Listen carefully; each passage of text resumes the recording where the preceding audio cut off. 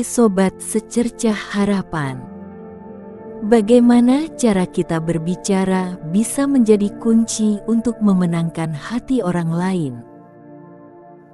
Komunikasi yang efektif tidak hanya tentang apa yang kita katakan, tetapi juga tentang bagaimana kita mengungkapkan diri. Di dunia yang penuh dengan interaksi sosial, kemampuan untuk berbicara dengan cara yang membuat orang merasa nyaman dan dihargai sangat berharga. Berikut ini adalah 10 cara berbicara agar disukai orang lain. Yang pertama, berbicara dengan kejujuran dan integritas.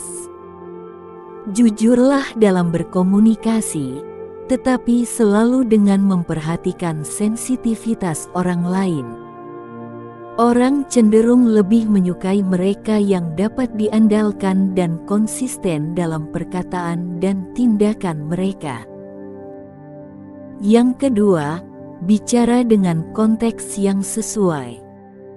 Sesuaikan topik percakapan dengan konteks dan minat bersama. Ini akan membantu memastikan bahwa pembicaraan tetap relevan dan menarik bagi semua pihak yang terlibat. Yang ketiga, tunjukkan ketertarikan pada orang lain.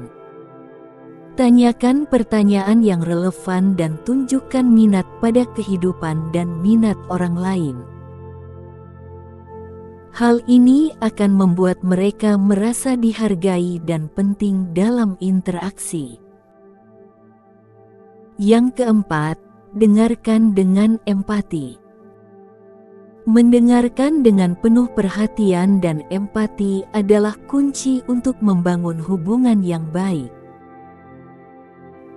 Tunjukkan minat pada apa yang dikatakan orang lain dengan memberikan respons yang sesuai, seperti mengangguk atau memberikan tanggapan yang relevan. Yang kelima, gunakan bahasa tubuh positif. Selain kata-kata, bahasa tubuh kita juga berbicara banyak tentang diri kita. Senyum, kontak mata yang tepat, dan sikap terbuka dapat membantu menciptakan iklim yang menyenangkan dan ramah. Yang keenam, gunakan nada suara yang hangat dan ramah. Nada suara yang tepat dapat membuat orang merasa didengar dan dihargai. Hindari nada yang terlalu keras atau terlalu tajam yang dapat disalahartikan sebagai kekerasan atau agresi. Yang ketujuh, hindari gosip atau kritik yang tidak perlu.